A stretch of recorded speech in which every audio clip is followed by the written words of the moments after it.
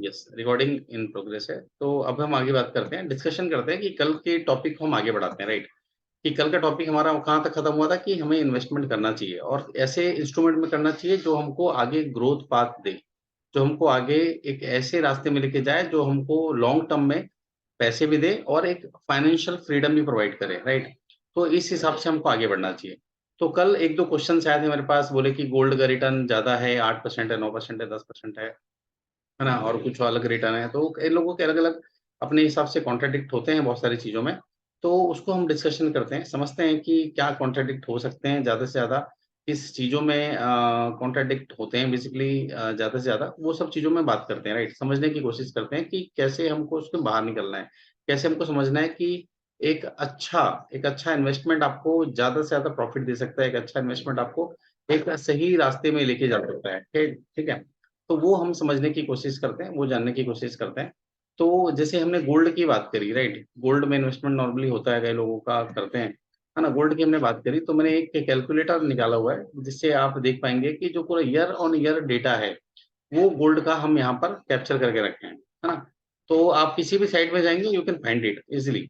जैसे 1964 से ये स्टार्ट हुआ, तो आप देख सकते हैं कि ₹63 से स्टार्ट हुआ ये गोल्ड का रेट, है ना? तो उस समय ये रेट था और उसके बाद धीरे-धीरे बढ़ता आज के समय में देखेंगे तो डेफ़िनेटली ₹58,000 के आस-पास पहुँच चुका है। तो आप इसको अगर आप गौर से देखेंगे तो डेफ़िनेटली यहाँ पर आपको एक बहुत बड़ा जंप दिखेगा, राइट? 1964 से। क्यों दिखेगा? क्योंकि इसको आप इवैल्यूएट कर सकते हो, इसको आप आसानी से इवोल्यूशन मॉडल में डाल सकते हो, राइट? लेकिन बहुत सारी चीज़ें हैं हम इवोल्यूशन नहीं कर सकते। जैसे हम स्टॉक मार्केट इवोल्यूशन नहीं कर सकते, ठीक है? क्यों नहीं कर सकते? क्योंकि हमको नॉर्मली सिखाया नहीं गया है या हम उसके बारे में जानते नहीं हैं। म्यूचुअल फंड हम नहीं कर सकते, क्योंकि उसके बारे में सेम फीलिंग है कि हम उसे जानते नहीं हैं या उसे हमें सिखाया नहीं गया है, राइट? तो वहाँ पर इवोल्यूशन हमारा कम पड़ जाता है। तो आप देख पा रहे हैं 1964 में ₹63, 65 में ₹71 ऐसे करते-करते, है ना? ये 74 में ₹506 ऐसा करते-करते आप देखिए 90 में ₹3200, है ना? 2000 में ₹4400 और ऐसे आप देखेंगे तो ₹58,000 आज पहुँच गया इसका रेट। तो आप देखिए कि कितना ज़्यादा ग्रोथ करते-करते ये इतना पहुँच गया है। लेकिन हम अगर आप ₹63 से देखें तो मेरे ख्याल से हम कैलकुलेट नहीं कर पाएँगे। हम क्या करते हैं इसको देखते हैं कि हमारा सीएजीआर रिटर्न क्या है? सीएजीआर रिटर्न होता है बेसिकली कि कंपाउंडिंग रिटर्न आपको बहुत बार बहुत पैसे बना के देता है। जैसे एक एग्ज़ाम्पल मैं देता हूँ कि आपने घर के लिए लोन लिया, ठीक है? 15 साल के लिए लोन लिया आपने घर के लिए और सपोज़ आपने लिया 50 लाख रुपए, है ना? आप दे रहे हो 8% 9% के हिसाब से इंटरेस्ट उनको, लेकिन आप जब कैलकुलेट करोगे इंटरेस्ट और आपका प्रिंसिपल, तो 15 साल के बाद आप देखोगे तो वो डबल जाता है पेमेंट आपका। मतलब 50 लाख का आप 1 करोड़ रुपए देते हो, ठीक है? लेकिन वो 8 साढ़े 8% 9% का रिटर्न देते हो तब, इंटरेस्ट देते हो तब।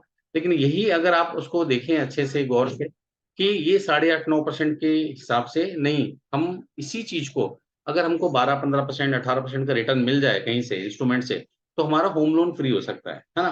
क्यों फ्री हो सकता है? क्योंकि हमको वहाँ से रिटर्न उतना मिल गया, तो हमने जो पैसा इन्वेस्टमेंट किया, वो हमारा होम लोन फ्री करके दे देगा, बहुत सिंपल तरीके से। उसी तरीके से हम आगे बढ़ते हुए एक हमने सीएजीआर कैलकुलेटर है, आप सर्च करेंगे आपको आसानी से मिल जाएगा, सीएजीआर कैलकुलेटर, है ना? इसलिए यू कैन गेट इट और कहीं से भी मिल जाएगा, कोई दिक्कत वाली बात नहीं है ना? तो सीएसआर कैलकुलेटर है, मैंने यहाँ पर देखो डाला हुआ है, पहले ही मैंने थोड़ी-सी वर्किंग कर ली थी इसमें, तो मैंने क्या डाला हुआ है यहाँ पर कि यहाँ पर इन्वेस्टमेंट कितना है ₹4000 ये आप देख पाएँगे, है ना? तो यहाँ पर इन्वेस्टमेंट अमाउंट मैंने क्या लिखा है ₹4000 ठीक है? फिर फाइनल मैच्योरिटी वैल्यू क्या है यहाँ पर?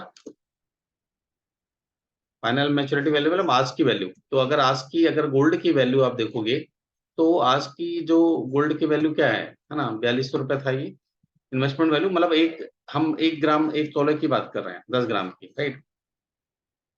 ₹4200 और आज का जो रेट है बेसिकली वो है ₹58,000 राइट? और हम अगर देखें 23 इयर्स का अगर हम देखें, है ना? 23 इयर्स मतलब कि मतलब 2000 से लेकर 2023 राइट? It is 23 years. तो 23 इयर्स के जब आप देखोगे, तो आपको एब्सोल्यूट रिटर्न यहाँ मिलेगा 12% राइट? तो 12% इज़ अ गुड रिटर्न। लेकिन क्या पॉसिबिलिटी है कि ये 12% के हिसाब से आपको आगे भी रिटर्न दे? मेरे ख्याल से पॉसिबिलिटी नहीं है या बहुत कम है। तो आपको देखना पड़ेगा कि यार ये मेरे को 12% का रिटर्न तो दे दिया है, लेकिन क्या आगे दे सकता है क्या? अगर आगे दे सकता है तो इट्स वेल एंड गुड, अगर आगे नहीं दे सकता है तो हमको वहीं पर स्टॉप करके आगे बढ़ना पड़ेगा। सिंपल सी चीज़ है। क्योंकि जहाँ पर आप अपना अटेंशन डालोगे, जहाँ पर आपका चीजें होंगी, वहां पर आपको एक अच्छा रिटर्न मिलने की संभावना है। जैसे मैंने आपको बताया था, इक्विटी में अगर आप देखते हो, तो अगर सेम 2000 में आप अगर शुरुआत करते, किससे आप शुरुआत करते, शेयर से, किससे, सपोज आप उस समय शेयर लेते आप मारुति का, 2003 के आसपास आया था, मैं 2003 बताता हूँ इनफैक्ट। और यहाँ पर 20 साल का अगर आप अभी कैलकुलेशन करते हैं, तो आज के डेट में जो इसका रेट चल रहा है, वो चल रहा है 10,000 रुपए के आसपास, राइट। तो अगर आप अभी देखोगे इसकी एब्सोल्यूट वैल्यू, ठीक है, 20 साल की, ये कैलकुलेट कर रहा है, just wait for a moment.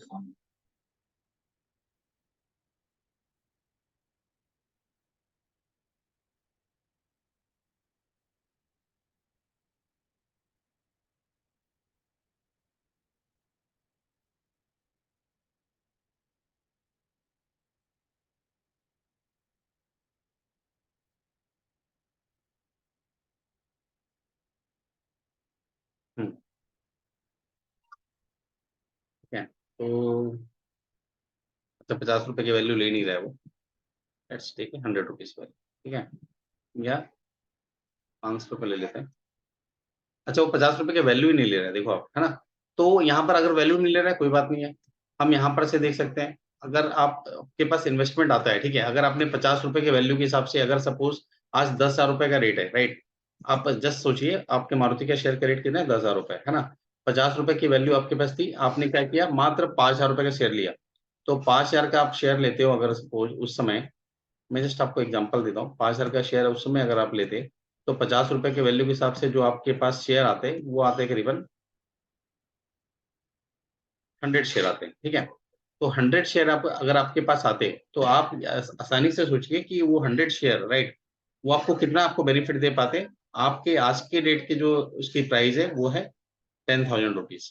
तो अगर आप जीरो देखोगे, तो 4 जीरो ये है, 6 जीरो इधर है, इसके बाद मतलब यही 10 लाख रुपीज होता, जो आपका 5,000 रुपए इन्वेस्टमेंट था, it will be 10 lakh rupees. तो आप समझ सकते हैं कि अगर आपने आइडेंटिफाई कर लिया ग्रोथ को, कि मेरा ग्रोथ कहाँ पर है, आपने आइडेंटिफाई कर लिया कि वो ग्रोथ वाले पार्ट में आपने प्रॉपर ढंग से आपने काम कर लिया, तो आई एम श्योर कि आप बहुत तेजी से ग्रो कर सकते हैं। आपको सिर्फ आइडेंटिफाई करने की कोशिश करना है। अगर आप में से कोई आइडेंटिफाई भी नहीं कर पा रहा है, एक एग्जांपल मान के चलते हैं, you are not able to identify, तो आपको क्या करना है, सिंपल से कुछ भी नहीं करना है, आपको अपने हिसाब से जितनी भी आपकी श्रद्धा है, जितना भी आप कर सकते हैं, उसके हिसाब से आपको म्यूचुअल फंड में और किसमें, स्मॉल कैप में। मैंने आपको बताया था 3 कैप होते हैं, है ना। एक होता है लार्ज कैप। तो लार्ज कैप बेसिकली क्या होते हैं, जो बड़े-बड़े शेयर होते हैं, जैसे एशियन पेंट है, रिलायंस है, एल&टी है ना, टाटा है, टीसीएस है, ये सब जितने बड़े शेयर हैं, सब लार्ज कैप आते हैं। बट ये एक लिमिट तक बहुत बढ़ चुके हैं, बहुत इंक्रीज़ हो चुके हैं, लेकिन अब शायद बढ़ेगा क्या? नहीं। लेकिन अगर मैं सेकंड की बात करूँ, तो सेकंड जो है, वो है मिड कैप आते हैं, जो स्मॉल से ऊपर निकल गए हैं और लार्ज कैप की ऊपर की ओर जा रहे हैं। तो आप क्या ये बढ़ सकता है क्या? यस, बढ़ सकता है। अब नीचे आता है स्मॉल कैप, तो स्मॉल कैप वाले जो शेयर हैं, शेयर भी ले सकते हैं इक्विटी में, और आप चाहें तो म्यूचुअल फंड भी ले सकते हैं। तो अगर आप म्यूचुअल फंड लेते हैं, तो आपके पास क्या होगा, आपको 12 से 15% का रिटर्न आराम से वहाँ पर आप बना सकते हैं, ठीक है? और रिटर्न कभी भी 1 साल का नहीं देखना है, आपको हो सकता है ये 2 साल तक रिटर्न ही नहीं दे, लेकिन 3 साल में एकदम से आपको 50% रिटर्न दे दे। तो ये जो रिटर्न आता है, वो बल्क में आता है और एक साथ आता है ना? तो कभी भी कोई शेयर लो, कोई भी इक्विटी लो, आपको डरना नहीं है कि 3 महीने में क्या रिटर्न है, 6 महीने में क्या रिटर्न है, साल भर में क्या रिटर्न है। हो सकता है 2 साल में एकदम से बढ़ जाए वो। तो आपको ये रिटर्न आता है, ये क्योंकि बहुत सारी चीज़ें इसमें प्रभावित होती हैं, जो देश में चल रही हैं चीज़ें, बहुत सारी अलग-अलग चीज़ें हैं, वो सब इम्पैक्ट करता है। तो वो देखते हुए आपको हमेशा कोशिश करना है कि आपको 2 साल वेट करना है, 3 साल वेट करना है, कभी भी हड़बड़ी नहीं करना है। अगर मैं अपने शेयर की बात करूँ, तो मैं लेके बैठता हूँ, मुझे पता है। मैं जस्ट अभी नाम ले रहा हूँ, बट प्लीज़ इसको इग्नोर करिएगा, कोई रिकमेंडेशन भी नहीं है। मैंने आईडीएफसी फर्स्ट बैंक लिया था, ठीक है? कब से लिया था मैंने? ₹38 से लिया था मैंने। ठीक है? ये कहाँ तक गया? ₹98 तक गया। आप लोग शेयर करना, ठीक है? और मैंने कितना शेयर लिया था? अच्छा शेयर लिया था, अच्छा वॉल्यूम लिया था, मैं आपको बताऊँगा अभी। ₹98 गया और अभी चल रहा है ₹85 के आस-पास चल रहा होगा।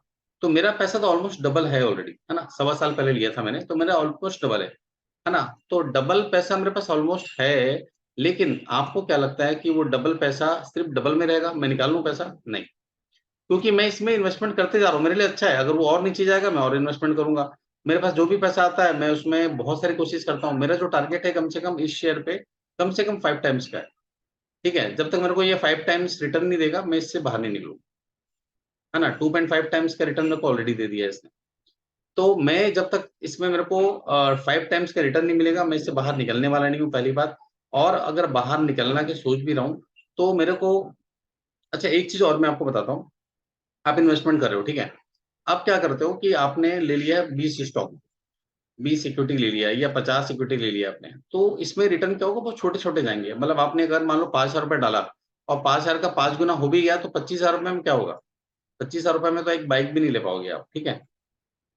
समझना, नहीं ले पाओगे। तो आपको क्या करना है, आपको कोशिश करना है, आपको सिर्फ 2 से 3 स्टॉक में काम करना है। 2 से 3 स्टॉक में, 2 से 3 इक्विटी में काम करना है। इसका रीज़न क्या है कि जब मैं किसी भी शेयर में एक अच्छा एलोकेशन करूँगा, करीबन 1 लाख, 2 लाख, 5 लाख रुपए, तो अगर वो 5 गुना बढ़ता है, तो 25 लाख रुपए मेरे पास आते हैं, है ना? 5 लाख का।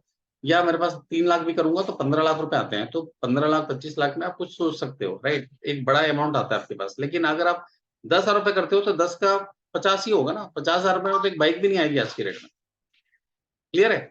तो जब भी आप इन्वेस्टमेंट करो, आपको कुछ नहीं करना है, आपको हर महीने उठाना है। आपको ₹2000 आ रहा है, ₹2000 डाल दो। आपको कभी ₹500 आ रहा है, ₹500 डाल दो। ₹100 आ रहा है, ₹100 डाल दो। ऐसा आप करते रहोगे तो आप हो सकता है 4000, 5000, ₹6000 आप डालते रहो हर महीने, ठीक है? और ऐसा करते-करते देखोगे तो साल भर में आप 1 लाख, 1.5 लाख रुपए उस शेयर में डाल दोगे, ठीक है? आप करते रहो, 2-3 लाख रुपए आप डालो, उसके बाद छोड़ दो। फिर दूसरा स्क्रिप्ट पकड़ो, उसमें आप डालते रहो।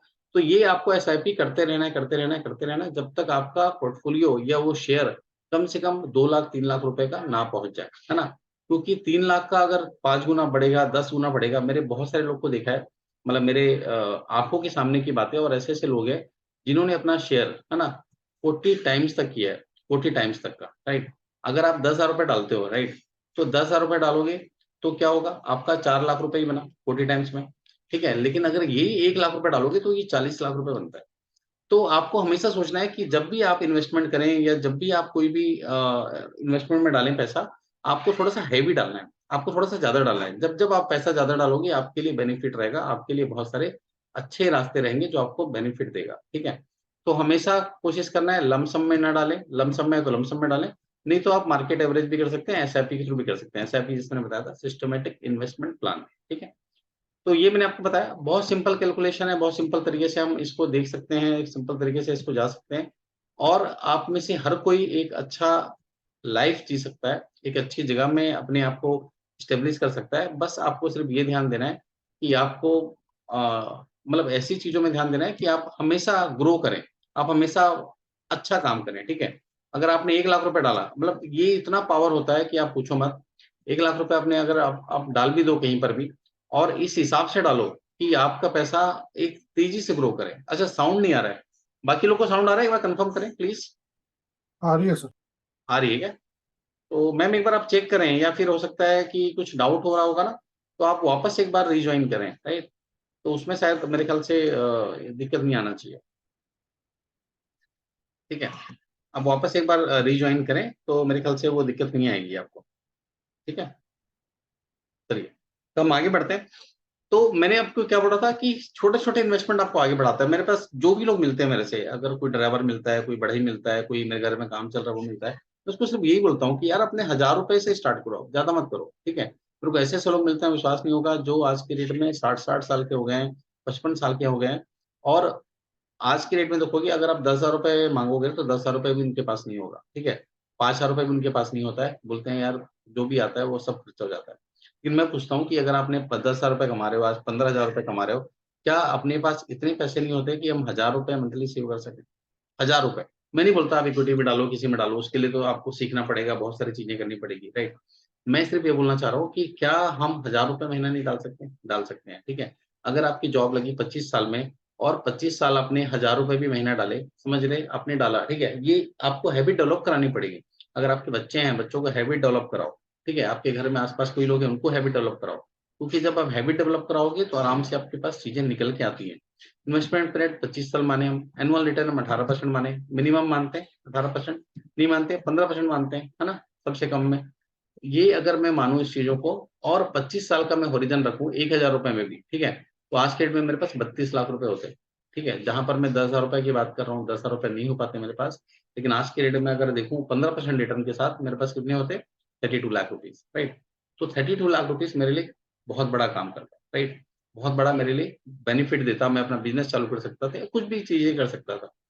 यही अगर मैं रिटर्न बढ़ा दूं अपना, ठीक है, 15 की जगह 18% कर दूं, जबकि 25% का रिटर्न मिला है स्मॉल कैप, तो ये 32 लाख सीधा 3% आपका रिटर्न बढ़ा, और आपका जो एक्सपेक्टेड अमाउंट है वो कितना हो गया, 58 लाख को। सोचो 1% इसमें मैटर करता है। देखो 18% है, 18 से मैं सिर्फ 19% करूंगा रिटर्न, ठीक है, और आपका वैल्यू देखना 58 से 70 लाख सीधा, मतलब सीधा 12 लाख रुपए का अंतर आता है। आपको जितना लंबा सोचोगे, जितना लंबा काम करोगे, उतना आपके लिए बेनिफिट है। अब हम बात करते हैं घर की, ठीक है। मैंने आपको क्या बोला था, मेरा जो घर है ना, जो जो मैंने परचेस किया था, कल मैंने आपको एग्जांपल दिया था शायद तक ना, कि जो मैंने परचेस किया, आप सबने बोला कि 7 गुना रिटर्न हो गया, बहुत अच्छा है ना, और बहुत अच्छे तरीके से हम इसको कर सकते हैं। लेकिन मैं आपको बताना चाहूंगा कि वो 7 गुना रिटर्न भी अगर कम है, अगर मैं इसमें नहीं फंसता, देखो घर तो सबको चाहिए है ना, हम सभी को चाहिए कि हमारा घर होना चाहिए, और एक घर होना भी चाहिए।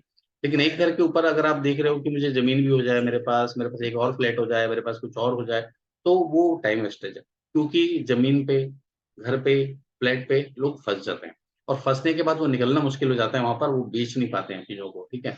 और वो रिटर्न तो आपको दिखता है कि अच्छा मिला, कि मैंने 300 मिल गया था, आज 1200 रुपये हो गया, है ना, वो आपको दिखता है। लेकिन क्या आपको लगता है कि वो 1200 रुपये एक्चुअल में बहुत अच्छा रिटर्न है? नहीं। अब मैंने आपको एग्जांपल दिया था मारुति का, 35% रिटर्न दे रहा है, जेएसडब्ल्यू स्टील 35% रिटर्न दे रहा है, ठीक है। ये सीएजीआर की बात कर रहा हूं मैं, है ना, पिछले सालों से। तो मैंने कब लिया अपना घर, 2008 में। 2008 में क्या रेट था, 361 रुपए, है ना। चलो एक समय के लिए मानते हैं 300 रुपए रेट था। तो मैंने वहां कितना इन्वेस्टमेंट किया, 1500 स्क्वायर फीट पे 6.5 लाख रुपए, है ना, रजिस्ट्री करके 7 लाख रुपए मान लो आप। 7 लाख रुपए का मैंने इन्वेस्टमेंट किया, ये मैं डाल रहा हूँ यहाँ पर। और अगर मैं देखूं 10 ईयर कितना था मेरा, 10 ईयर था मेरा, 2008 में किया मैंने, 15 साल का 10 ईयर है मेरा, है ना, 15 ईयर्स का 10 ईयर है। और एक्सपेक्टेड रिटर्न अगर मैं देखूं इसमें, है ना, अगर मैं देखूं, अगर मैं म्यूचुअल फंड इसमें डालता, सपोज म्यूचुअल फंड पे डालता, या मैं स्टॉक में डालता अच्छे, तो मेरे को आराम से 20% का रिटर्न तो कहीं नहीं जाता, आराम से मिलता मेरे को। मैं सिर्फ अच्छे स्टॉक ले लेता, है ना, मारुति ले लेता, मैं जेएसडब्ल्यू स्टील ले लेता, एशियन पेंट ले लेता, एचडीएफसी ले लेता, मेरे को उस समय मिल जाता। अभी लेने की जरूरत नहीं है, मैं ये आपको कोई मैं मतलब इसको वो नहीं कर रहा हूँ कि आपको वो लेना है, राइट। तो अगर आप देखोगे 15 साल में 7 लाख रुपए, है ना, मेरे आज होते 1 करोड़ 8 लाख रुपए, दिख रहा है यहाँ पर।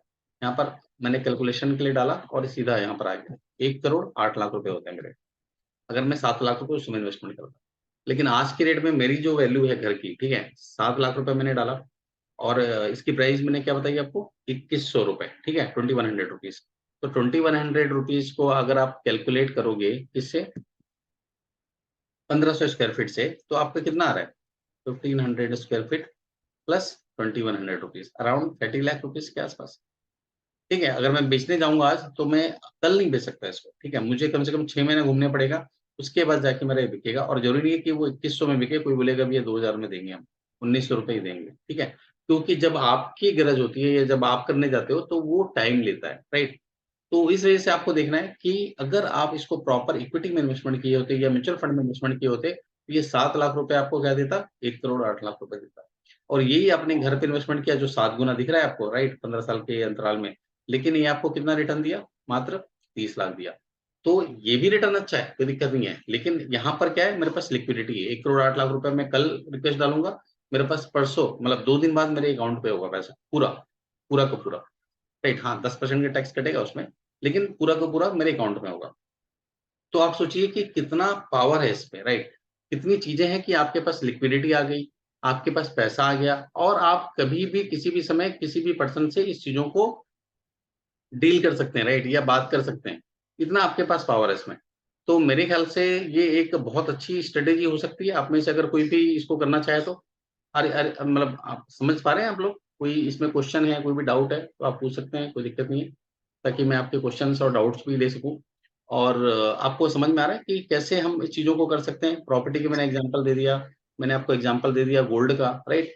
तो दोनों इंस्ट्रूमेंट से काफी ज्यादा आपको फायदा देगा आपका खुद का म्यूचुअल फंड या इक्विटी इन्वेस्टमेंट।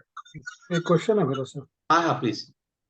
सर जैसे आपने बताया कि हम 20 साल के लिए म्यूचुअल फंड को इन्वेस्टमेंट करते रहते हैं, एसआईपी करते रहते हैं, या 15 साल करते रहते हैं। हम्म लेकिन ये भी तो चांस हो सकता है कि जिस म्यूचुअल फंड में हमने स्टार्ट करा है इन्वेस्टमेंट, हम्म। वो 5 साल बाद 10 साल बाद ही डिसकंटिन्यू हो जाए। ऐसा भी होता है ना, मतलब वो जरूरी नहीं 20 साल रन करे उस पर्टिकुलर फंड को। हाँ, मैं आपको बताता हूँ क्या होता है इसमें। जी। आप देखना अभी बहुत सारे जो बंधन बैंक है, निप्पॉन है, ठीक है, बहुत सारी अलग अलग एयूम है ना, जो बोलते हैं हम अलग अलग चीजें। तो ये अगर बंद होती है ना, तो इसका जो पूरा जो एसेट्स होता है वो कोई और आके टेक ओवर करता है। कभी भी ऐसा नहीं होगा कि ये बंद होगा तो ये पूरा खत्म हो जाए या आपका जीरो हो जाए पैसा, ये कभी भी नहीं होगा, राइट। इसकी एनएबी रिलीज होती है, आरबीआई से पूरा गवर्न होता है ये हो सकता है कि आपको 18% रिटर्न ना दे, आपको 12% दे, आपको 10% दे, ठीक है। देखिए, तो नॉर्मल माना जाता है कि जो भी हमारा इन्फ्लेशन रेट है प्लस जो भी हमारा जीडीपी है, ये थोड़ा सा डिटेल टॉपिक है, मैं इतना कवर नहीं कर पाऊंगा या बहुत सारे लोग को थोड़ा सा टाइम भी लगेगा समझने में। तो इन्फ्लेशन रेट है हमारा 6-6.5% के आसपास और जीडीपी है हमारा 5% के आसपास। तो 11% तो मेरा म्यूचुअल फंड मिनिमम देगा ही देगा रिटर्न, राइट। और उसके ऊपर भी देगा, डिपेंड करता है कि आपका लार्ज कैप है कि आपका मिडिल कैप है या स्मॉल कैप है ना। दूसरा, एयूम वाइज देखना पड़ेगा। एयूम मतलब होता है कि जो उसका मार्केट वैल्यू होता है, राइट। जैसे कई वैल्यू अलग अलग होती है, तो अगर मैं बात करूं बड़े मार्केट वैल्यू की, आपको कभी भी 1,000 करोड़ जिसका एयूम है उसमें नहीं जाना है, किसी के 5,000 है उसमें नहीं जाना है। आपको हमेशा जाना है जिसकी भी एयूम 10,000 करोड़ से ऊपर की है। तो 10,000 करोड़ रुपए जहां पर भी इन्वेस्टमेंट है, समझना 10,000 करोड़ बहुत बड़ा अमाउंट होता है, राइट। तो वहां पर आप देखना, वो जो शेयर रहेंगे वो कभी भी ऐसा नहीं होगा कि वो बंद होंगे या वो भगेंगे यहाँ से। तो वो पॉसिबिलिटीज आपकी कम हो जाती है या बंद हो जाती है। तो आपको हमेशा कोशिश करना है कि जो एयूम वाइज आपको देखना है, क्योंकि ये मैं आपको बता देना चाहता हूँ ताकि आप लोग को डाउट नहीं रहे, है ना। 10,000 मैं आपके सामने एक दिखा देता हूँ करके।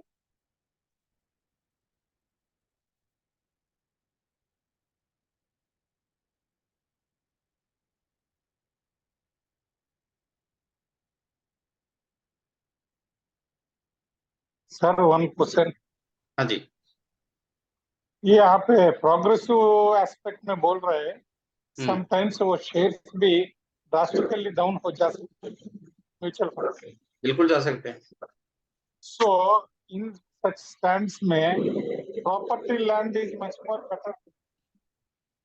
प्रॉपर्टी लैंड इज अच्छा जैसा दिखता, क्योंकि म्यूचुअल फंड से not a fixed amount rise नहीं रहता, आप राइट भी to certain extent certain time. इसलिए इसमें प्रोबेबिलिटीज में कहां तक में लॉस को एब्जॉर्ब कर सकते। देखिए, सभी चीजों में दिक्कत आ सकती है, ठीक है। म्यूचुअल फंड में आ सकता है, इक्विटी में आ सकता है, यस बैंक नीचे आ गया, बहुत सारे शेयर नीचे आ गए। आप प्रॉपर्टी में दिक्कत आ सकता है कि वहां पर कोई गलत जमीन आ गई या कुछ और ऐसे चीज में फंस गया जो नहीं निकल पा रहा है, डिस्प्यूट में फंस गए। आपको वहां पर हो सकता है कि आप कंप्लेन करने से भी चीजें नहीं हो रही है, कोई और आपका कब्जा कर लिया। तो आपको प्रॉब्लम हर चीज आ सकती है। अगर आप पॉजिटिव साइड में सोचेंगे तो लोगों ने पैसे बनाए हैं, ठीक है, इसमें बहुत ज्यादा इन्वेस्टमेंट करके पैसे करके लोगों ने रियल एस्टेट में भी पैसे बनाए, कोई दिक्कत नहीं। अगर आप ट्रेडिंग करते हो रियल एस्टेट का, उससे बड़ा कुछ नहीं होता।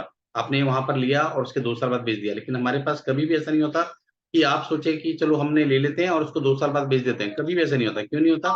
क्योंकि आप ले जरूर लेते हो लेकिन कभी भी ऐसा नहीं होगा कि आप उसको 2 साल बाद 1 साल बाद बेच रहे हो, है ना। क्यों नहीं हो रहा है? क्योंकि आपका ध्यान उसमें जाता ही नहीं कि मैं इसको बेचूं वापस, मैं इसको अपना पैसे वापस निकालूं। आपको लगता है चलो पड़ा है यार, पड़े रहने दो, कोई दिक्कत नहीं है ना। तो आपको जरूरत पड़ती है तब भी वो बिकता नहीं है, या कहीं पर भी उसको आप सेल नहीं कर पाते हो।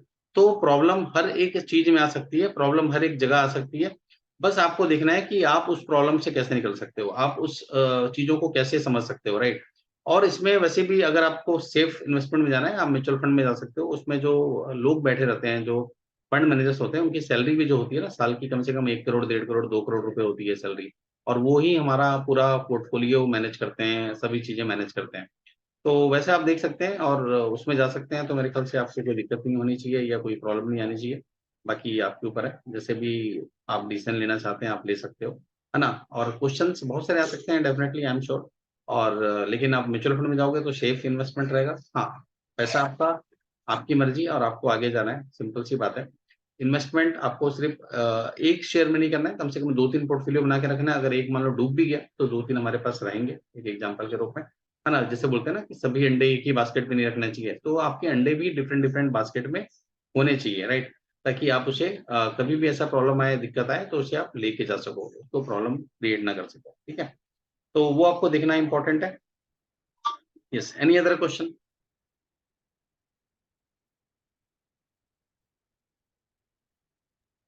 सर सिप इन्वेस्टमेंट कैसा रहता बहुत अच्छा रहता है। Instead of lump sum?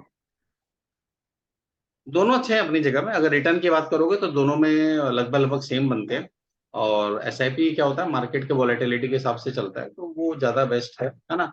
और लमसम भी अच्छा होता है, ऐसा कोई प्रॉब्लम नहीं है, लॉन्ग टर्म में दोनों अच्छे होते हैं। तो अगर आप दोनों में कोई भी करना चाहते हैं तो दोनों ही बेटर है। अब हो सकता है कि आप बहुत मार्केट के अपर साइड में आपने इन्वेस्टमेंट किया है लमसम, तो वो थोड़ा सा आपको 1% रिटर्न कम देगा, है ना, बस इतना फर्क आएगा। और मार्केट के नीचे आपने अगर किया है तो 1-1.5% ज्यादा देगा, बस इतना फर्क आएगा। बाकी अगर आप देखोगे तो 1.5% से ऊपर का डिफरेंस नहीं आता, जो मैंने कैलकुलेशन किया अभी तक का। Right, thank you. Welcome. Sir आपने पोर्टफोलियो कैसा बनाया, कितना परसेंटेज इक्विटी को दिया है, म्यूचुअल फंड को दिया है और फिक्स एसेट्स को दिया है? देखो जो मैं बता रहा हूँ ना, देखो मेरी सिंपल सा थ्योरी है कि क्या करते हैं कि लोग बैलेंस पोर्टफोलियो बनाने की फिराक में रहते हैं, ठीक है, कि हम बैलेंस पोर्टफोलियो बना लेते हैं, ये कर लेते हैं। देखो मार्केट कब गिरेगा समझना, क्योंकि हर चीजें मार्केट से लिंक है, हर चीजें साइकिल से लिंक है, ठीक है। पैसा आता है सिस्टम पे और उसके बाद वो जाता है, राइट। तो लोग क्या बोलते हैं कि आप क्या करो, डेट फंड में लो आप कुछ पैसा आप लार्ज कैप में डालो, कुछ पैसा आप स्मॉल कैप में डालो, गोल्ड में डालो, लिक्विड रखो, है ना। ऐसा करके बहुत सारे लोग बोलते हैं 20% इसमें, 20% इसमें, 20% इसमें, 20% इसमें, 20% इसमें, ऐसा करके लोग बोलते हैं। अब ये बताइए कि मैंने ये सब में डाला पैसा, है ना, और कुछ बोलते हैं फिर रियल एस्टेट में डालो आप, है ना। तो ये आपने बोला ये इसमें 10% डालो। तो आपने जब ये सब देखा तो मैंने जब रिटर्न निकाला तो रियल एस्टेट में मेरे को 10% का रिटर्न मिल रहा है ना। मेरे को एफडी में मैं जा रहा हूँ, मेरे को 7% का रिटर्न मिल रहा है। मैं गोल्ड में जा रहा हूँ, मेरे को 6% का रिटर्न मिल रहा है ना। स्मॉल कैप में जा रहा हूँ, मेरे को 25% का रिटर्न मिल रहा है। मैं लार्ज कैप में जा रहा हूँ, 12% का रिटर्न मिल रहा है। डेप्ट में जा रहा हूँ, मेरे को 7.5% का रिटर्न मिल रहा है ना। तो ऐसा करके जब आपको रिटर्न आप देख रहे हो, आपको किसी में 7.5, ये बैलेंस पोर्टफोलियो हो गया आपका, ठीक है, कि चलो ये आपका बढ़ गया और बाकी सब आपके बैलेंस करके रखे हैं। कहीं मान लो कुछ दिक्कत हो गई, युद्ध हो गया, कुछ हो गया, तो जब अगर कुछ होगा तो सब कहीं ना कहीं जाएंगे ही, ठीक है। लोग बॉन्ड खरीदते हैं, क्यों खरीदते हैं कि अगर कोई भी ऐसी दिक्कत आया, परेशानी आए, तो बॉन्ड का रेट घटेगा नहीं, ठीक है, गोल्ड का रेट घटेगा नहीं, घटता बढ़ता सब चलता है, मतलब जस्ट खरीदते हैं। तो मैं तो कभी भी अपना, देखो अभी क्या हो रहा है कि मेरे को रिटर्न सबसे ज्यादा दे रहा है, 25% स्मॉल कैप दे रहा है, ठीक है, 20% स्मॉल कैप दे रहा है। तो मैं क्यों डेप्ट में जाऊं, मैं क्यों एफडी में जाऊं, मैं क्यों गोल्ड में जाऊं, मैं क्यों रियल एस्टेट में जाऊं। मेरे पास सिर्फ एक ही घर है यहाँ पर जहाँ मैं रहता हूँ, ठीक है, और मेरा खुद का घर है, वो मेरे नाम से ही है। तो मैं सिर्फ उसी घर पे ही रहता हूँ और वही मेरा इन्वेस्टमेंट है। मैं कभी भी कोई भी रियल एस्टेट के ना प्लॉट में पड़ा, ना मुझे कोई फ्लैट खरीदना है, ना मुझे कोई फार्म हाउस खरीदना है, ठीक है। ये मेरे मुझे लगता है कि ये मेरा वेस्टेज ऑफ इन्वेस्टमेंट है, ठीक है। तो मेरा एक ही पोर्टफोलियो, ना मुझे कोई गोल्ड खरीदना है, ठीक है। तो मैं किसी भी चीज में नहीं जाता जब मेरे को, अगर मैं 25% इसमें जा रहा हूँ और बाकी में 7%, 8%, 10% रिटर्न मिल रहा है, तो मैं अपना ओवरऑल जो इन्वेस्टमेंट है वो तो मैं छोटा कर रहा हूँ ना। ओवरऑल अब जो मेरा बैलेंस आएगा वो 12% आ रहा है, 10% आ रहा है, तो क्यों मैं इसमें जाऊँ। बेटर है कि मैं क्या करूं कि प्रॉपरली मैं काम करूं और मैं अपना पूरा पैसा स्मॉल कैप में डालूं या लार्ज कैप में डालूं। लेकिन आपको कब डालना है, आपको पूरा रिसर्च करके, एनालाइज करके, कि हाँ ये मैं एनालाइज कर सकता हूँ, मैं इसे रिसर्च कर सकता हूँ, मुझे पता होना चाहिए कि ग्रोथ है। अब आप बताइए कि कोई कंपनी है 5,000 करोड़ की, 10,000 करोड़ की, अगर आप एनालाइज कर पा रहे हो, ठीक है, आप उसको देख पा रहे हो कि यार ये कंपनी ग्रो कर रही है, ठीक है, और इस कंपनी में पोटेंशियल है, इसका चीजें बढ़ रही हैं। देखो आपको कभी भी ये नहीं दिखना है कि कंपनी का प्रॉफिट बढ़ रहा है ना। प्रॉफिट तो ये क्या है कि आपने कभी छटनी कर दी, आपने माल कम मंगाया, आपने पुराने माल एडजस्ट कर लिया, तो आपका प्रॉफिट बढ़ सकता है। प्रॉफिट अगर मेरा 30% से बढ़ रहा है तो मेरे लिए अच्छी कंपनी नहीं है। मेरे लिए अच्छी कंपनी कब है, जब उसका रेवेन्यू 30% से बढ़ रहा है। मैं 30% से रेवेन्यू जिसका बढ़ रहा है, जिसका 25% रेवेन्यू हर साल बढ़ रहा है, मैं उसमें इन्वेस्टमेंट करता हूँ। ये मैं आपको एक क्रिस्प बता रहा हूँ, ठीक है। आपको इसमें और भी बहुत सारे फैक्टर होते हैं, पी रेशियो होता है, और भी बहुत सारे फैक्टर होते हैं, ठीक है। ऐसा जो चीज जो कभी ना हटे। अब आप बताओ कि कुछ भी हो जाए, क्या आपको बैंकिंग को आप रिप्लेस कर सकते हो क्या? बैंकिंग को रिप्लेस कर सकते हो? नहीं कर सकते, ठीक है, क्योंकि bank financial transaction is a major thing, ठीक है, लाइफ में। अगर ये नहीं होगा तो वो फाइनेंशियल चीजें हट जाएंगी। अब ये हो सकता है कि कैश का ट्रांजेक्शन कम करके वो साथ में डिजिटल ट्रांजेक्शन में ज्यादा आ जाए, बस ये पॉसिबिलिटीज हो सकती है आपकी। लेकिन बैंकिंग को आप कभी भी रिप्लेस नहीं कर सकते, एनबीएफसी को कभी भी रिप्लेस नहीं कर सकते। आज के डेट में अगर आपको पैसे किसके पास, आप ये सोचो ना, 80% लोगों के पास पैसे नहीं है, 90% लोगों के पास पैसे नहीं है। हर कोई कार खरीदना चाहता है, हर कोई घर खरीदना चाहता है, तो पैसा कौन देगा? या तो बैंकिंग सेक्टर देगा, कोई भी आप बैंक सेक्टर आप पकड़ लो, या एनबीएफसी देगी आपको, जैसे बजाज फाइनेंस है। बजाज फाइनेंस की आपकी बात करता हूं मैं, बजाज फाइनेंस का 25 से 26% का रिटर्न है पिछले 10 साल से। 26%, मतलब अगर आप 1 लाख रुपए डालोगे तो 10 साल में आपको ये 10 लाख रुपए कर देगा। 26% का सीएजीआर आप कैलकुलेट करो, 10 साल में 10 गुना करता है पैसा, ठीक है। अगर आप ये 10 लाख डालो तो 1 करोड़ हो जाएगा। तो आपको देखना, इतने फोन भी आते होंगे बजाज फाइनेंस से, क्यों? क्योंकि उनका रेट ऑफ इंटरेस्ट हाई रहता है, उनका कलेक्शन का मैकेनिज्म बहुत हाई रहता है, और इस वजह से आपको वो ग्रोथ दे रहा है, इस वजह से आपको वो बेनिफिट दे रहा है, ठीक है। तो आपको बैंकिंग सेक्टर ऐसा सेक्टर है जो कभी भी जाने वाला नहीं है, लेकिन उसमें भी आपको छांटना पड़ेगा, देखना पड़ेगा कि कौन से बैंकिंग सेक्टर में इन्वेस्टमेंट करें। अगर मैं इसको डिटेल में बात करूं तो कम से कम 2-3 क्लास लगेगा समझने में कि हमको कौन सा बैंकिंग सेक्टर पकड़ना है। आपको उसकी पूरी बैलेंस शीट देखनी पड़ेगी, पूरा प्रॉफिट एंड लॉस स्टेटमेंट देखना पड़ेगा, उसकी आगे की स्ट्रेटेजी देखनी पड़ेगी, और ये आपको कहीं नहीं मिलेगा। आप उठाओ एचडीएफसी बैंक का, देखना एचडीएफसी बैंक के साइट में जाओ, वहाँ इन्वेस्टर करके एक जगह होती है, इन्वेस्टर एरिया, वहां पर आपको उसके पूरी बैलेंस शीट सब चीज मिल जाएगी। आपको मेन मेन पॉइंट पकड़ना है, और उसके साथ बोलते हैं ना कि कुछ चीजें लगती हैं जो उसकी ग्रोथ की बात होती है। अगर मान लो कोई लड़का है, कोई बच्चा है, वो हर साल 98% लेके आ रहा है, तो आपको लगता नहीं है कि उसके भविष्य उज्जवल होने की संभावना ज्यादा है? अगर 10th 11th 12th में 98% लेके आए, तो कितने चांसेस है कि आगे वो फेल हो जाएगा, अपने लाइफ में सक्सेस नहीं हो पाएगा? चांसेस मेरे ख्याल से सिर्फ 2% है। 98% चांस है कि वो सक्सेस होगा लाइफ में, राइट। तो उसी तरीके से आपको स्टडी करनी होती है कंपनी की। चांसेस 2% रहते हैं डेफिनेटली कि वो आपको दिक्कत दे, आपको प्रॉब्लम क्रिएट करे, लेकिन 98% चांस होते हैं कि वो आपको ग्रो कर जाए, है ना, वो लड़का आपको सक्सेस दिला दे। तो उसी तरीके से आपको कंपनी को समझना है या देखना है, ताकि आप उसको देख पाएँ, उसको मॉनिटर कर पाएँ, और उसके चीज़ें आप समझ सकें। क्योंकि वो पैन इंडिया लेवल में ऑपरेशन कर रहे हैं, पैन इंडिया लेवल में काम कर रहे हैं, तो आपको वो छोटी-छोटी चीज़ें में ध्यान देना ज़रूरी है, ठीक है? क्लियर है sir, Sumit ji? Any doubt?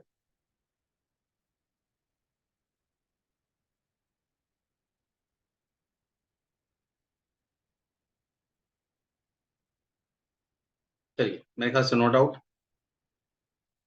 तो ये छोटी-छोटी चीज़ें हैं, मैं बस आप लोग से यही रिक्वेस्ट करूँगा कि आप में से जितने लोग कोशिश कर सकें, आप कर सको, अपने इस चीज़ों को देख के, ध्यान दे के, आप बिल्कुल आ सकते हैं, इसको कर सकते हैं, और मतलब इसको मेरे पास आने की ज़रूरत नहीं है, आप खुद कर सकते हैं निकाल के, है ना? और आपको अगर इक्विटी पे आप होल्ड नहीं है या किसी चीज़ में होल्ड नहीं है, तो आप सिंपल सा म्यूचुअल फंड में जाओ, स्मॉल कैप पकड़ो, और सिर्फ देखो कि जिसका भी मार्केट जो शेयर है या मार्केट चीज़ें हैं, वो अगर इससे ऊपर है, किससे ऊपर है? 10,000 करोड़ से ऊपर है, उसमें जाके आप अपना पैसे लगा दो।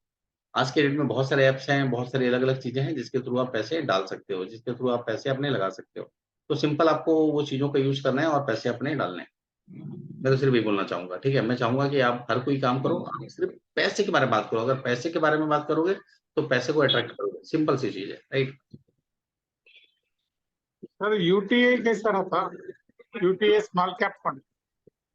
वो देखना पड़ेगा सर आपको एक बार, है ना? वो अभी से मैं बोल नहीं सकता कि कैसा रहेगा, बट एक बार आप उसको देखोगे तो समझ में आ जाएगा कि कैसा है। उसका पूरा रिजल्ट देखो आप, पिछले 5 साल का आप उसका वो देखो कि कितना रिटर्न दिया है आपको, 5 साल का देखना पड़ेगा। फिर उसके बाद देखना पड़ेगा कि उसका एक्सपेंस रेशियो कितना है, फिर उसका देखना पड़ेगा एसेट्स टू वो क्या है।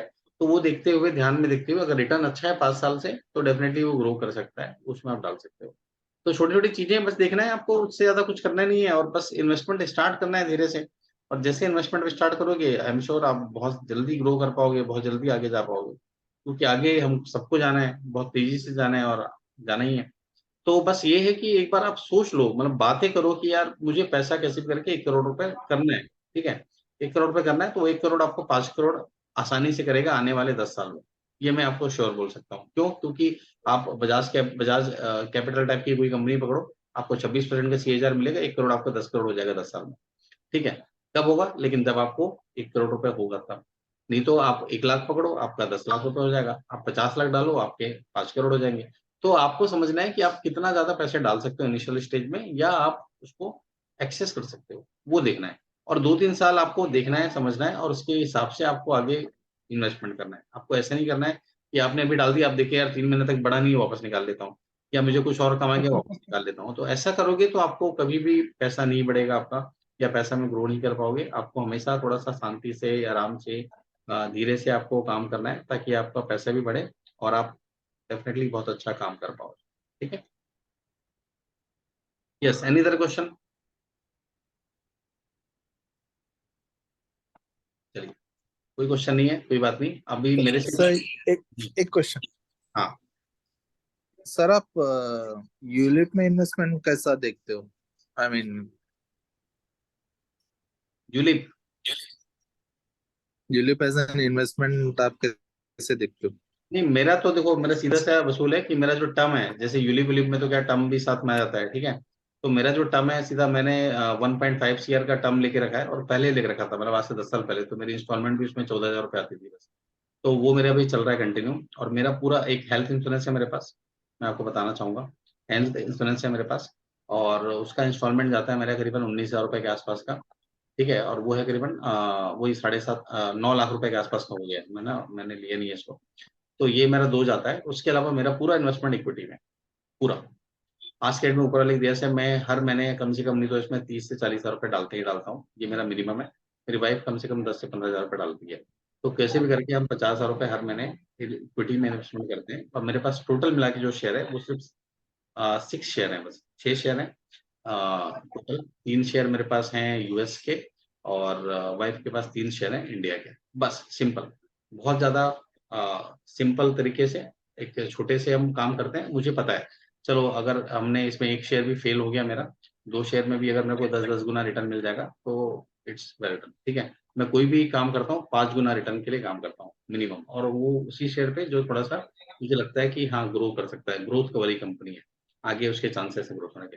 और सबसे ज्यादा ग्रोथ वाली कंपनी जो है वो मुझे लगता है, जो मुझे फील होता है, वो बैंकिंग स्पेस में कंपनी हो सकती है, और दूसरा आईटी सेक्टर। आपको सेक्टर पकड़ना है, बैंकिंग पकड़ सकते हो, आईटी पकड़ सकते हो, और तीसरा अगर आपको पकड़ना है तो एक कंज्यूमर सेक्टर पकड़ सकते हो। कंज्यूमर सेक्टर कभी भी डिग्रो नहीं करेगा। तो लेकिन इसमें स्टॉक निकालना थोड़ा सा चैलेंज हो जाता है, वो आपको सीखना होगा। अगर मैं सिखाने बैठूं तो वो कम से कम बहुत सारा टाइम लगेगा, उसके बाद फिर लोगों पर डिपेंड करता है कि वो कितना सीख पाएंगे। तो इस वजह से मैं इसको सिखाता भी नहीं हूं अलग से।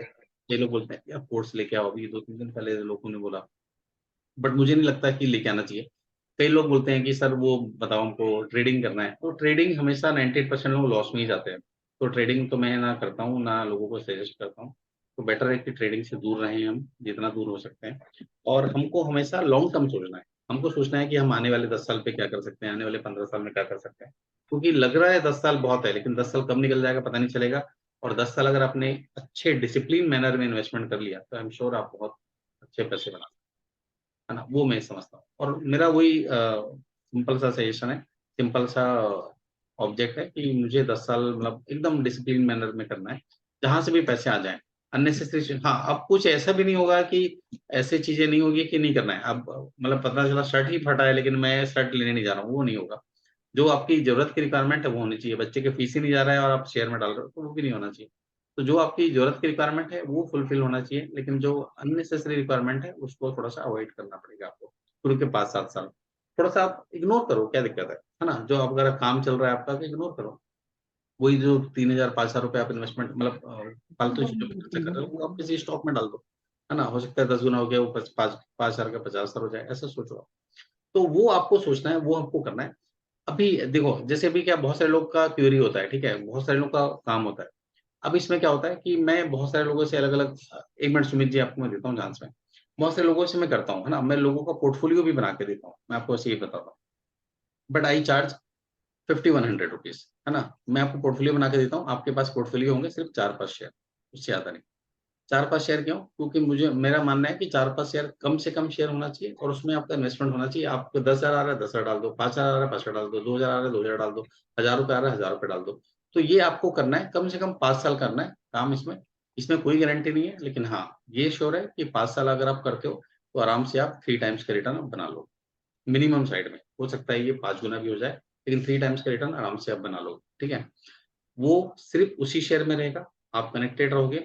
2 साल 3 साल हम इसको मॉनिटर भी करते हैं कि भी ऐसा लगेगा मान लो ये शेयर से बाहर निकलना है कभी भी, क्योंकि क्या होता है कि हम इसको हर 6 महीने में वो भी देखते हैं कि कहीं इसका ग्रोथ कम तो नहीं हो रहा है, कोई प्रॉब्लम तो नहीं आ रही है। तो उसके हिसाब से कुछ चेंजेस भी करवाते हैं। तो बहुत सिंपल तरीका है, बहुत सिंपल तरीके से हम आगे बढ़ते हैं, ताकि आप क्या करो इसमें प्रॉपर काम कर सको, ठीक है। अगर आपने 5 लाख रुपए डाल दिया थोड़ा थोड़ा इकट्ठा करके, 5 लाख रुपए 5 साल में कोई बड़ी बात नहीं है। अगर आप देखोगे तो 1 लाख रुपए ही है, 1 लाख में देखोगे तो 8,000 रुपए ही है महीने का, ठीक है। और 5 लाख आपका 15 लाख रुपए हो गया, it's good amount, right. 10 lakh रुपए आपने कमा लिए। तो बस वो छोटे-छोटे चीज़ें आपको देखनी है और आपको लगता है कि ये नहीं करना है, तो आप म्यूचुअल फंड आप जाओ। म्यूचुअल फंड में वैसे भी बहुत बड़े इन्वेस्टर बैठे हैं, बहुत सारे फंड मैनेजर बैठे हैं, वो आपकी हेल्प करेंगे, सपोर्ट करेंगे आपको। वैसे आप काम कर सकते हैं। यस सुमित जी, कुछ क्वेश्चन? हाँ सर, मैं बोल रहा था, वैसे तो आपने काफी अच्छी चीजें बताई। इसमें मैं कुछ अपना कुछ थॉट रख सकता हूँ, विचार। हाँ, हाँ, हाँ, बिल्कुल, बिल्कुल कर सकते इसमें वैसे तो आपने बढ़िया बात बताई, लेकिन इसमें जैसे एक चीज भी आप करते होंगे कि कंपनी जो लेते होंगे उसको मॉनिटर करते होंगे कि अभी कैसा परफॉर्म कर रही है। क्योंकि फॉर एग्जांपल कुछ कंपनी ऐसी होती हैं, सडनली उसमें कुछ कॉर्पोरेट इशू आ गया, या जैसे मान लीजिए यस बैंक का ही एग्जांपल है, ऐसी कुछ कंपनियां हैं जैसे निफ्टी 50 का ही पार्ट होती थी। क्योंकि निफ्टी में से भी काफी कंपनियां आउट हो चुकी पिछले 10-15 साल में, या अगर 5 सालों पे भी नजर डालें तो। और दूसरा मतलब दो अकाउंट रखें। एक अकाउंट तो मतलब ऐसा रखें कि जिसमें कि आप मतलब उसको छेड़े ही ना, और एक अकाउंट ऐसा रखें कि जिसमें आप, क्योंकि जैसे देखिए एक शेयर है बंधन बैंक, वो हमेशा 250-255 जाता है, अभी फिर वापस से 212-215, वो 212 से 260 की रेंज में पिछले 2 साल से चक्कर लगा रहा है, मतलब जो है। अभी जैसे मान लीजिए कि एक एक टेम्पू होता है, वो सवारियां भर के चलता है अपने सोर्स से, और डेस्टिनेशन पे जाके सवारियां उतारता है, मतलब। तो मेरा मतलब है कि 215 के दरमियान, 215 से लेके 255 के बीच में उसने 8-10 चक्कर लगाए, मतलब जो है। और अगर मैं उसको बैठा बैठा ही देखता रहा तो मैं मतलब उसमें एडवांटेज नहीं ले पाऊंगा। मेरा मतलब ये है कि कुछ शेयर में जो है टर्निंग भी कर सकते हैं, मतलब कि जैसे आपके पास मान लीजिए कि 500 क्वांटिटी है, तो 200 शेयर अपना थोड़ा थोड़ा प्रॉफिट बुक करते रहिए, और फिर जब नीचे आए तो दोबारा से, क्योंकि मार्केट में भी फ्लक्चुएशन होती रहती है, तो कुछ कुछ इस तरीके से आप थोड़ा सा एक शॉर्ट टर्म में भी एडवांटेज ले सकते हैं, लाइक स्विंग ट्रेडिंग बोला जा सकता है। या डे ट्रेडर में तो वो तो अलग चीज होगी, जैसे इंट्राडे और स्कैल्पिंग तो डेली मूवमेंट हो गया। बट ये विचार मैं रखना चाहूंगा, ये आपको कैसा लगा? हैं।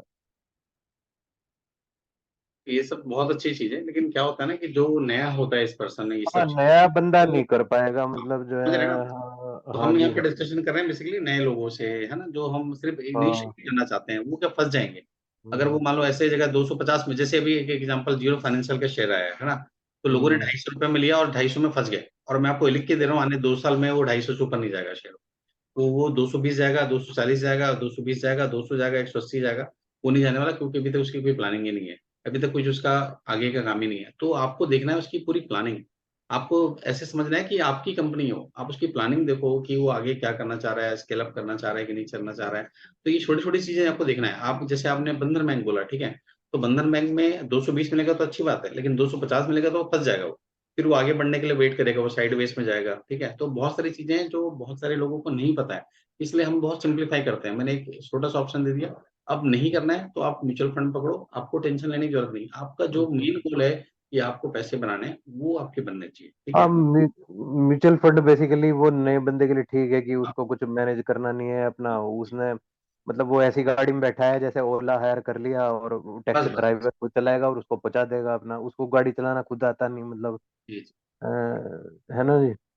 हाँ तो सर, ये जो जियो फाइनेंशियल वाली बात बताई, तो इसमें आप फाइनेंशियल फाइनेंशियल फंडामेंटल एनालिसिस करते होंगे कि उसका सीएजीआर ग्रोथ मैं सब कितना करता है, हूँ, और मैं सब करता हूँ, लेकिन वही है कि ये चीज़ें हम सिखा नहीं सकते। सिखाना बस के लिए क्या होता है कि टाइम लगता है, एफर्ट लगता है, ठीक है? फिर सामने वाला उतना रेडी होना चाहिए सीखने के लिए और उसके बाद वो कितना सीख के इम्प्लीमेंट करेगा, वो उसको ही पता होगा। इसलिए मैं सीधा पोर्टफोलियो सर्विसेज़ देता हूँ। नॉर्मली आई चार्ज ₹11,000 बट बहुत बार क्या होता है कि अपने लोग होते हैं, मतलब 50-100 में भी कर देते हैं उनका काम। लेकिन वही रहता है कि उसमें आप इन्वेस्टमेंट करते रहो, 2-3 साल का तो आप सर आपका एक्सपीरियंस ऐसे बहुत अच्छा लगा, मेरा तो आपसे कम एक्सपीरियंस है। मेरा थोड़ा सा बैड एक्सपीरियंस भी रहा।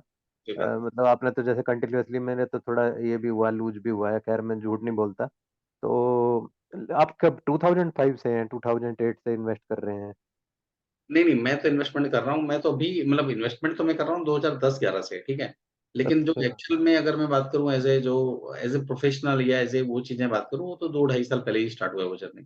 तो जो जहाँ पर पहले थोड़ा थोड़ा पहले करते होंगे अभी, जैसे हाँ, इसके पहले बहुत बार हमने ऐसे किया कि हमने इंट्राडे कर लिया, बहुत बार हमने ऑप्शन कर लिया, बहुत बार हमने कॉल पुट कर लिया। वो सब में तो लॉस होता ही है, लेकिन हमको पता है कि लॉन्ग टर्म इन्वेस्टमेंट ऐसा है कि मतलब बहुत बड़ा गोल है। आप हो सकता है शॉर्ट टर्म में बहुत ज़्यादा सोचें, लेकिन लॉन्ग टर्म में आप बहुत कम सोचते हैं, लेकिन आपको ज़्यादा मिल जाता है।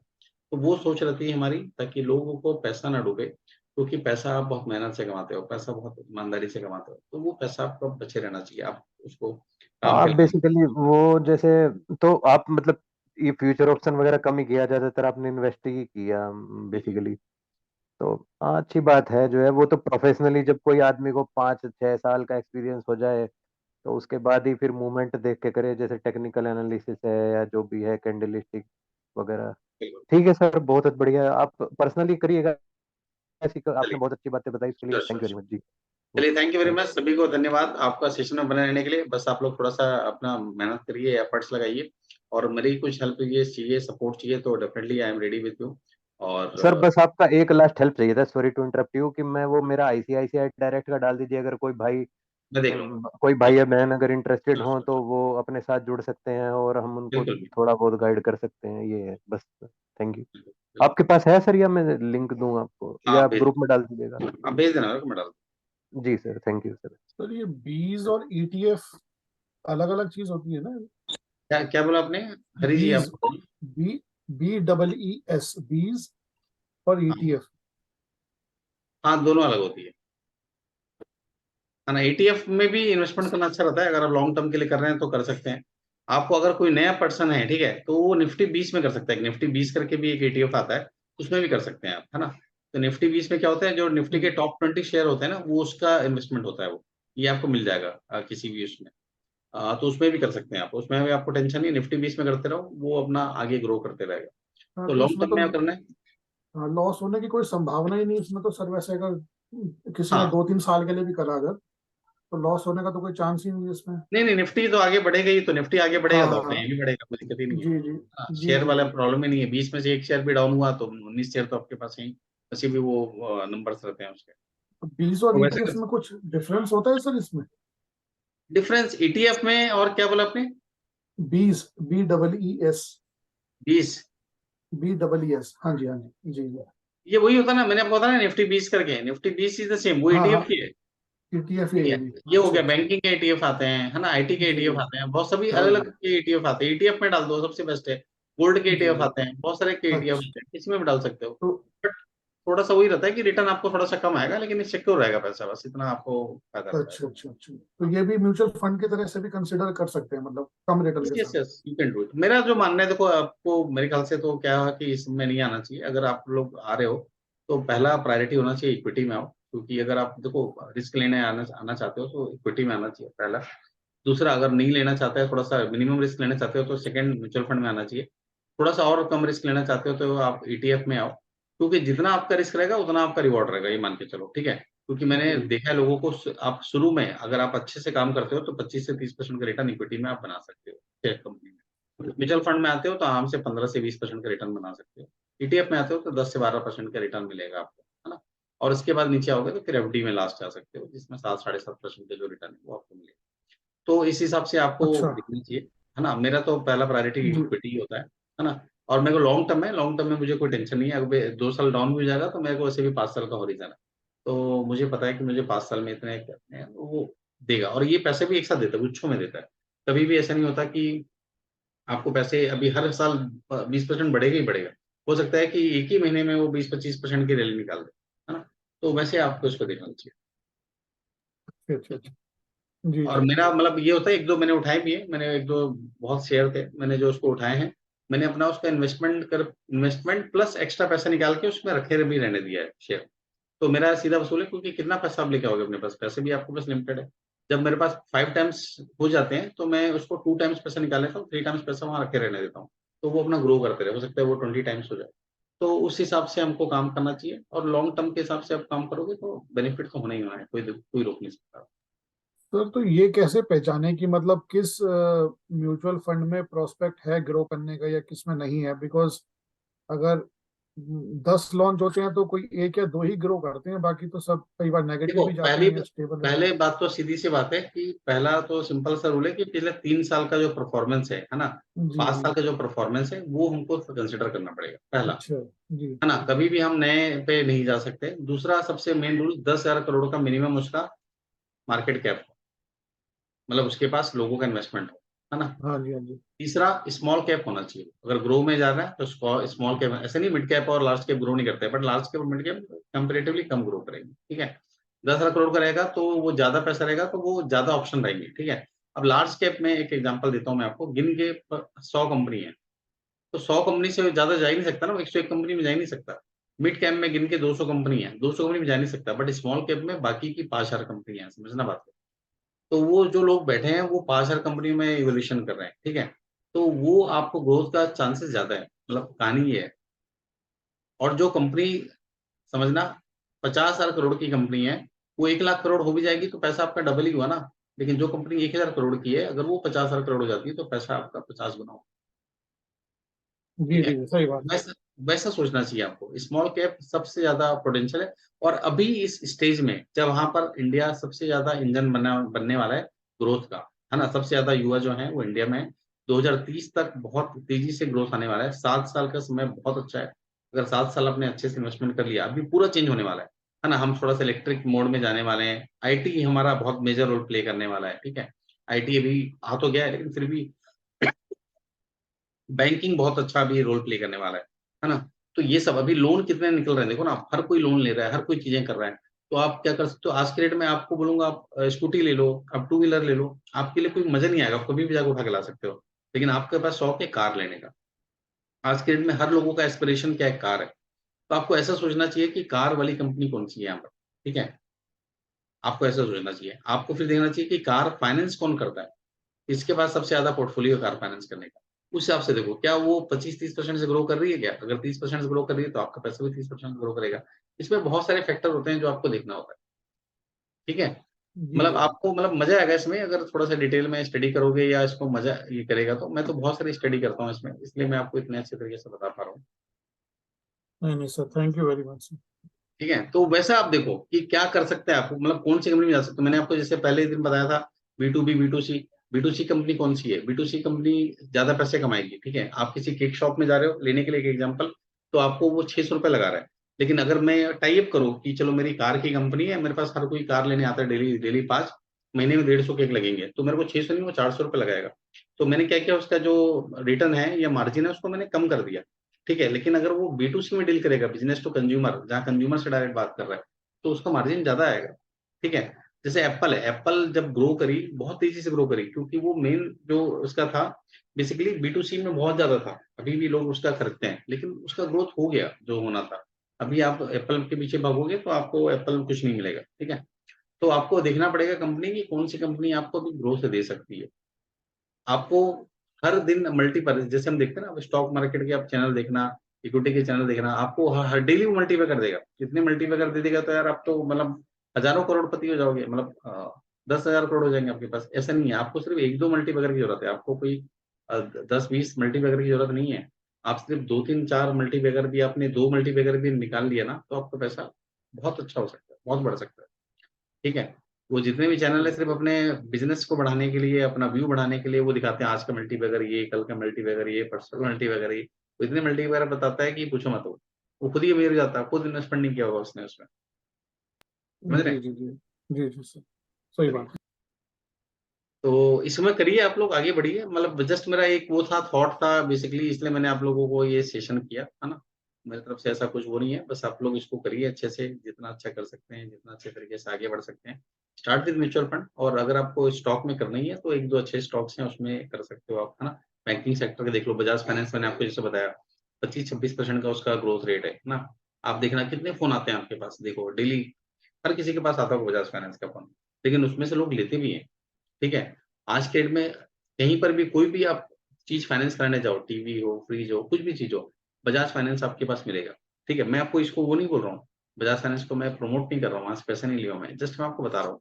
तो उसके पास पूरे इंडिया का डेटा है, ठीक है, लोगों का डेटा उसके पास ऑलरेडी है, तो वो उन डेटा में इतना काम करता है, इतना काम करता है कि उसके पास आते हैं। अब देखो वो जितना भी उसका क्वार्टर टू क्वार्टर ग्रोथ देखोगे, वो 25-30% का ग्रोथ है। और जब 25-30% का ग्रोथ होगा तो रिटर्न भी 25-30% के आएंगे आपको, है ना। अब दिक्कत ये होती है कि ये कंपनियां 25-26% से ऊपर ग्रो नहीं कर पाती है, ठीक है, क्योंकि इनका कुछ रिस्ट्रिक्शन होता है एज पर RBI। तो उतना भी आ रहा है तो इट्स गुड। तो एक शेयर तो मैंने आपको यही बता दिया, लेकिन आपको दिक्कत होगी खरीदने में, क्योंकि उसका जो रेट है वो है 7-8 हज़ार रुपए के आसपास, है ना। लेकिन उससे कोई फर्क नहीं पड़ता। 8,000 रुपए है, वो बाद में बोनस देती है, बहुत सारी चीजें देती है, तो वो धीरे धीरे कम करके भी वो आपको उतना रिटर्न देती है ना। तो ये ऐसा पोर्टफोलियो, और आपका कम भी नहीं होना है पैसा। Bajaj finance is one of the good company, right. वो मैं आपको बोल सकता हूँ कि वो आप पैसा डालोगे डूबेगा भी नहीं आपका, ठीक। तो यहीं तक रखते हैं सेशन हम आज का, और ऑल द वेरी बेस्ट। और आप लोग शुरू करिए अपनी जर्नी, जितना अच्छा कर सकते हैं। और मेरे से कंसल्टेंसी चाहते हैं या पोर्टफोलियो आप मैनेजमेंट चाहते हैं, तो आप लोगों के लिए 5100 है। Normally I charge 11,000 rupees. आपके साथ बैठ के बात करके 4-5 शेयर का जो स्टॉक है, मैं आपसे डिस्कस करके मैं वो आपके बना के दूंगा, ठीक है, एज पर योर एपेटाइज, है ना। हो सकता है कोई शेयर 3,000 का हो, कोई शेयर 500 का हो, कोई शेयर 60 रुपए का भी हो सकता है। तो ऐसे आपको मैं वो बना के दूंगा, और हार्डली 1 घंटे का डिस्कशन होगा, उसमें हम काम कर सकते हैं, ठीक है। चलिए, थैंक यू वेरी मच। मेरे नेक्स्ट सेशन का टाइम हो रहा है, हम मिलते हैं अगली बार। थैंक यू ठीक sir. Thank you very thank much you sir. Thank you.